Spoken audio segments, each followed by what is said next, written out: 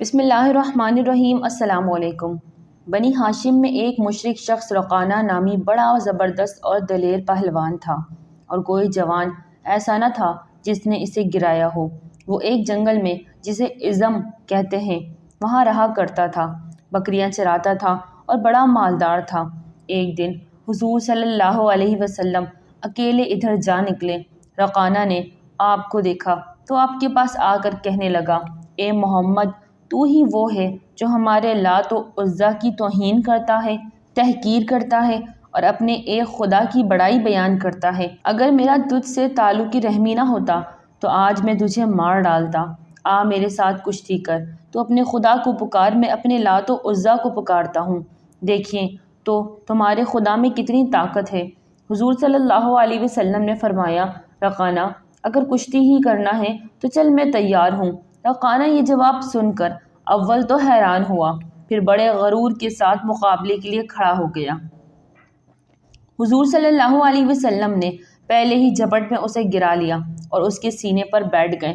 رقانہ عمر میں پہلی مرتبہ گر کر بڑا شرمندہ ہوا اور حیران بھی، اور بولا، اے محمد، میرے سینے سے اٹھ کھڑا ہو، میرے لات و عزیٰ نے میری طرف دھیان نہیں کیا، ایک بار اور موقع دو اور آؤ دوسری مرتبہ کشتی لڑیں۔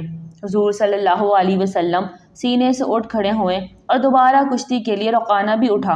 حضور صلی اللہ علیہ وسلم نے دوسری مرتبہ بھی رقانہ کو پل بھر میں گرا دیا۔ رقانہ نے کہا، اے محمد، معلوم ہوتا ہے آج میرے لات و عزیٰ مجھ پر ناراض ہے اور تمہارا خدا میری مدد کر رہا ہے۔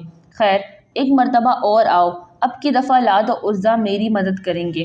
حضور صلی اللہ علیہ وسلم نے تیسری مرتبہ کی کشتی بھی منظور فرمائی، اور تیسری مرتبہ بھی حضور صلی اللہ علیہ وسلم نے اسے پچھاڑ دیا۔ اب تو رقانہ بڑا ہی شرمندہ ہوا اور بولا، اے محمد، میری ان بکریوں میں جتنی چاہے بکریاں لے لو۔ حضور صلی اللہ علیہ وسلم نے فرمایا، رقانہ، مجھے تمہارے مال کی ضرورت نہیں، ہاں مسلمان ہو جاؤ تاکہ جہنم سے بچ جاؤ۔ وہ بولا، محمد، مسلمان تو ہو جاؤں، مگر نفس جھجکتا ہے کہ مدینہ اور نواح کی عورتیں اور بچے کیا کہیں گے کہ اتنے بڑے پہلوان نے شکست کھائی اور مسلمان ہو گیا۔ حضور صلی اللہ علیہ وسلم نے فرمایا، تو تیرا مال تجھی کو مبارک ہو۔ یہ کہہ کر واپس تشریف لے آئے۔ ادھر ابوبکر صدیق و عمر رضی اللہ عنہ حضور کی تلاش میں تھے، اور یہ معلوم کر کے کہ حضور وادی عظم کی طرف تشریف لے گئے متفکر تھے، اس طرف رقانہ پہلوان رہتا مبادا حضور کو ایذا دے۔ حضور صلی اللہ علیہ وسلم کو واپس تشریف لاتے دیکھ کر دونوں حضور کی خدمت میں حاضر ہوئے اور عرض کیا، یا رسول اللہ، آپ ادھر اکیلے کیوں تشریف لے گئے تھے جبکہ اس طرف رقانہ بڑا زور آور اور دشمن اسلام رہتا ہے؟ حضور صلی اللہ علیہ وسلم یہ سن کر مسکرائے اور فرمایا، جب میرا اللہ ہر وقت میرے ساتھ ہے پھر کسی رقانہ کی کیا پرواہ، لو اس رقانہ کا قصہ سنو۔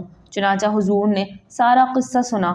صدیق عمر نے سن کر خوش ہونے لگے اور عرض کیا، حضور، وہ تو ایسا پہلوان تھا کہ آج تک اسے کسی نے نہ گرایا، اسے گرانا اللہ کے رسول ہی کا کام ہے۔